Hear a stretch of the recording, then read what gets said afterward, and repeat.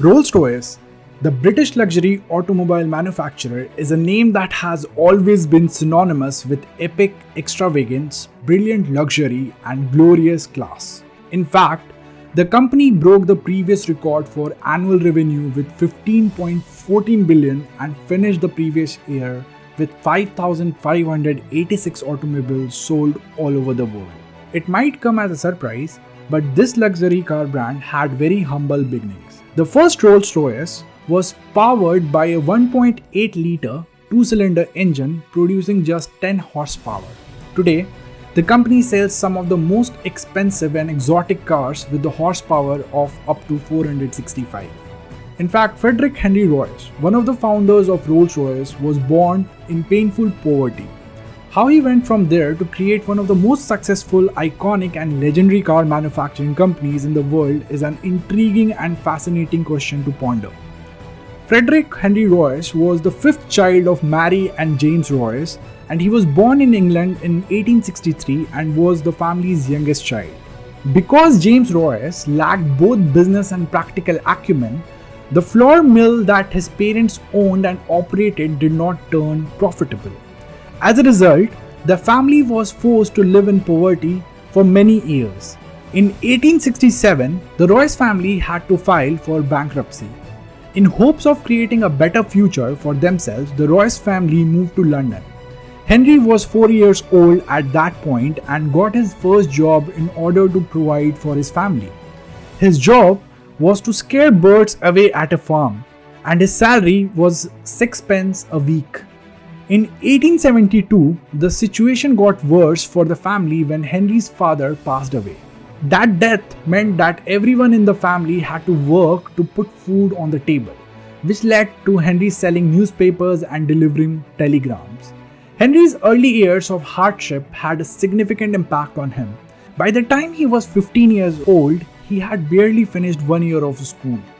When he was still a young teenager, he signed up to become an apprentice at the Great Northern Railway Works.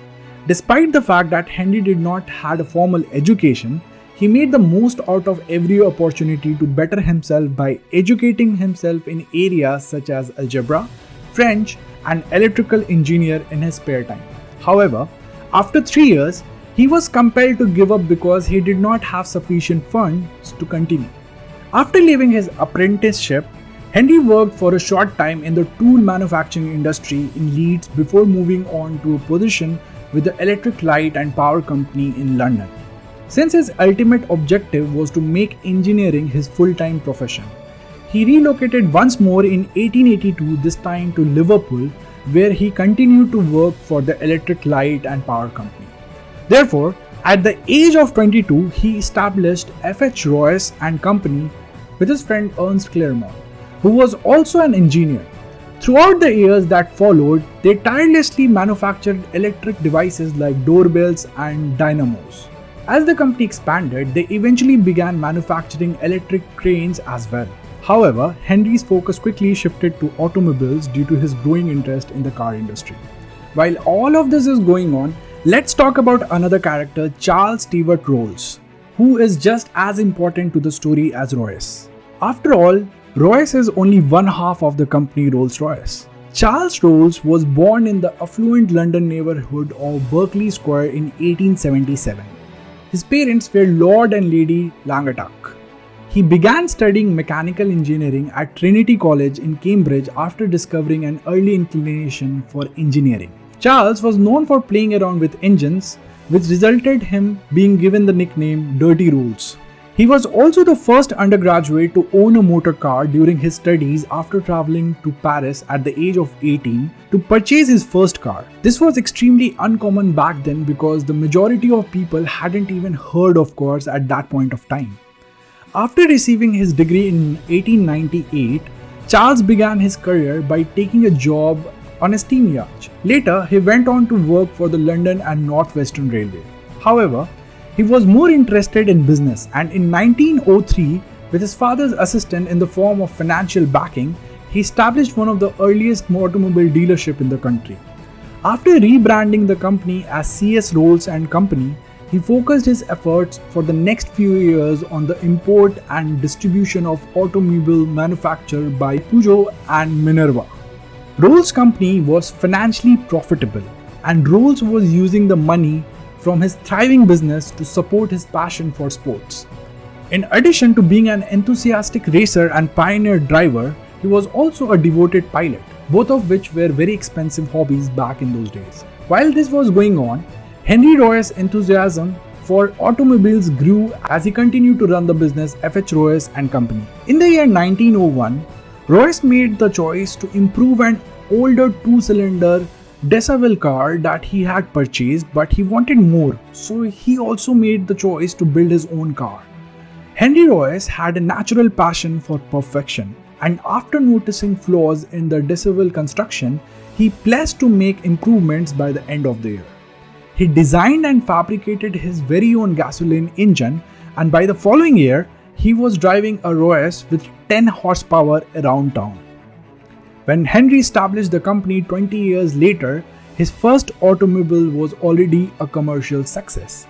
He then went out to build another one. One of the three that he produced, he gave one to Ernst Claremont, who was one of the business partners, and sold the other one to Henry Edmunds, who was one of the stakeholders. Henry Edmunds was the one who in the end was responsible for setting up a meeting between Rolls and Royce. Henry Edmunds was a close associate and a friend of Royce's and a financial backer or stakeholder in Royce's company. Edmunds began bragging to Rolls about his new purchase of Royce vehicle shortly after making the purchase. Rolls was frustrated that his company could only sell products that were imported from other countries, so Edmunds arranged a meeting with Royce. Little did Edmunds knew that the encounter between Rolls and Royce would change the course of automobile history forever. Rolls had always preferred automobiles with 3 and 4 cylinders, but after seeing Royce's 2-cylinder car, he was immediately convinced that he had found what he had been looking for.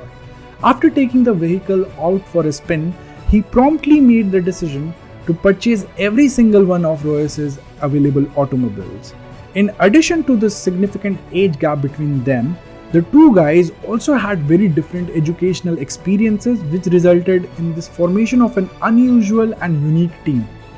Rolls was only 26 years old, whereas Royce was 41 years old at that time. Rolls had spent his early adult years competing in races and his stunning automobiles, whereas Royce had been toiling away at his business in order to make ends meet.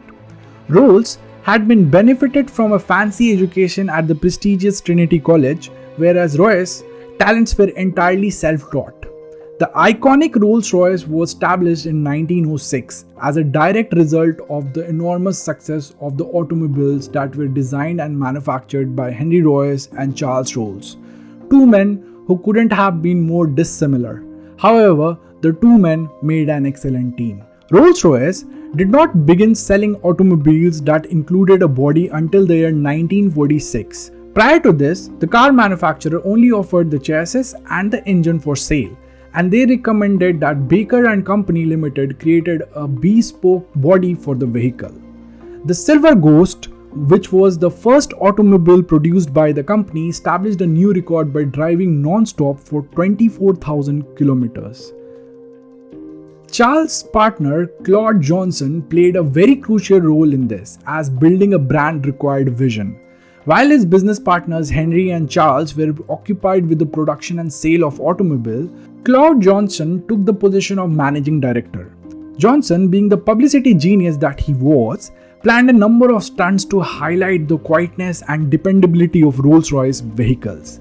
He knew how important it was to boost the company's reputation and awareness. In one of his earliest advertisements, he prompted the 6-cylinder Rolls-Royce as the best car in the world. Not just as one of the best cars, rather as just the best. With the ad, Claude introduced the phrase that would always be associated with Rolls-Royce. It was conclusive evidence of Rolls-Royce's superior performance and contributed to an increase in the demand for their excellent engineering on a global scale. Claude Johnson was so crucial to the company's development that he earned the nickname the hyphen in the name Rolls-Royce. Both Henry Royce and Charles Rolls were committed to providing the highest possible level of quality, but Henry in particular had a tendency to overextend himself while he was on the job. Charles, on the other hand, was more likely to strike a balance between the two. Henry had a reputation for being a diligent worker who ate poorly. Surprisingly, this had a negative impact on his health, but he still outlived his business partner Charles Rolls by a few decades. Charles Rolls was a pilot in early days, and his interest in aviation grew over the years. Rolls tried to persuade Royce to design an aero engine, but Royce refused to pursue his goals in that field. Eventually, Charles bought a Wright Flyer plane and had flown it over 200 times. Charles Rolls made history in 1910 by becoming the first person to fly non-stop across the English Channel twice. Tragically, he was killed in an airplane crash while giving a demonstration flight in Southbourne a month later. As a result of his passing, the brief partnership with Rolls-Royce came to an abrupt end. Charles Rolls was the first Englishman to pass away in an airplane crash at the age of 32. Henry Royce would have to continue their legacy on his own from this point forward. He possessed a very strong work ethic, and his innovation designs were a significant factor in Rolls-Royce's rise to prominence as a producer of luxury cars. To put it in Henry Royce's own words, strive for perfection in everything you do. Take the best that exists and make it better. When it does not exist, design it. Royce never wavered from his fundamental principle, which was to create the very best design that was conceivably possible by utilizing the very best materials and very high standards of craftsmanship. Charles Royce had long yearned for aero engines, and as a result, the company grew to include the production of such machines during the First World War. Following the war, the company enjoyed phenomenal success for the next few decades. Henry Royce's health problems tragically worsened over the course of his life, and he passed away in 1993 from complications related to his digestive system. He was sick for a significant portion of his later years, but that did not prevent him from continuing to work. His unhealthy diet in his younger years, combined with his tireless labor throughout his life, ultimately led to his demise. His unflagging enthusiasm and dedication to engineering ultimately prevailed, and as a result, he worked right up until the very end. In the final hours of his life also, at age 70, he drew his final sketch on his deathbed before his demise. The Rolls-Royce brand remains a household name in the automobile industry. One of the most popular luxury vehicles money can buy is a Rolls-Royce. And thanks to the brand's 130 showrooms located in 40 different countries, it is well known across the globe. The extraordinary marketing campaigns that Claude Johnson ran in the company's early years, as well as each campaign that has been ran since then, are the reason for this level of success. Rolls-Royce has been able to maintain this level of success for a number of reasons, one of which is that the company has been successful in differentiating both itself and its brand from the various other competitors that are present in the market. Let's take the Spirit of Ecstasy, for example, which was designed by Charles Robinson. The Spirit of Ecstasy is the bonnet ornament sculpture on Rolls-Royce cars. It is the form of a woman leaning towards with her arms outstretched behind and above her.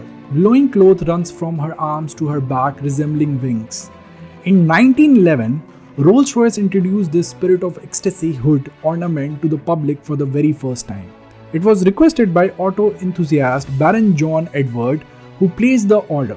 The statue depicts his secretary, who later became his mistress and served in that capacity for him.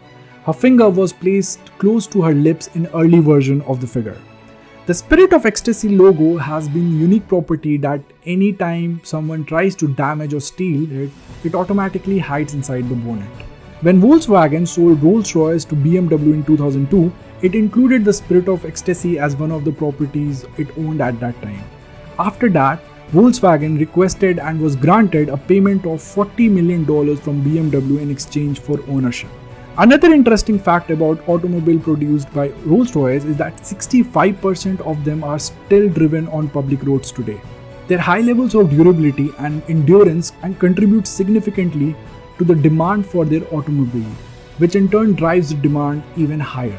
Although Torsten Müller Alphause has held the position of Chief Executive Officer of the company since 2010, and his leadership has proven to be essential to the success of this company. It was the vision of Sir Henry Royce and Sir Charles Rolls that truly created Rolls Royce into what it is today, a symbol of undiluted glorious luxury. Even though it is now owned by BMW, the brand continues to enjoy a significant amount of public recognition for producing some of the most expensive and durable automobiles in the world. Well, this brings us to the most crucial part of our episode, which is the lesson that we can learn from this interesting and tremendous story. First and foremost, regardless of whether you were born in poverty, if you put in the hard work and are dedicated to your goals and dreams, you will achieve them someday. Though Henry Royce was born in poverty, that did not stop him from making not one of the best, but the best car company in the world. So look back and leverage what you have. Cut down on the noise, excuses, blaming and fluff, and focus on your goals and dreams. Strive to achieve it and don't stop until you are there. Do it big, do it right, and do it with style. Also, when things don't happen right away, do remember that it takes 13 hours only to build a Toyota, but it takes 6 months to build a Rolls Royce. Secondly, marketing and branding are crucial, and how you portray your company or yourself makes all the difference. Branding is the art of becoming knowable, likable, and trustable. Claude Johnson, the hyphen in the Rolls Royce name, knew this from the very start and launched marketing campaigns that differentiated them from the competitors. So, if your company is not a brand yet, then your company is just a commodity. The same goes with your personal branding too. By the way, we do have a service for personal branding on our website called alphause.com. Do check that out. So always strive to become a brand. Think on a larger scale and launch human-centered marketing campaigns. And lastly, when you are on your journey towards your dream, you will never know who you meet and who will change the course and trajectory of your life and business. Don't ever rule out luck. Rolls and Royce own two different companies, and when they came together, it changed the history of automobiles by forming the iconic Rolls Royce. Do remember that nothing happens without a reason. Of those millions of videos which are available, you are watching this for a reason, and it is up to you what you make of it. Remember, luck means the hardship and deprivations which you have not hesitated to endure, the long nights you have devoted to work. Luck means the appointment you have never failed to keep, the trains you have never failed to catch. Well, you got it if you got it. This is Anuj from Alphause, and I would request you to like this video so that the YouTube algorithm gods are happy, and do subscribe Alphause for brand as well as business stories, case studies, insights and resources similar like this. Especially if you are an entrepreneur, a solopreneur or content creator, small or medium business owner, a student or anyone who is a hustler or a dreamer, then you have hit home, because we cover free and new business content just for you all. Do also hit the bell icon so that whenever a brand new story is out, you get notified instantly. After you have subscribed, please comment below I subscribed, and I would personally comment on all those comments. Also, you can find all our business services, products, case studies, stories and resources in one place, which is alphause.com. Please visit the site and subscribe to our newsletter there too.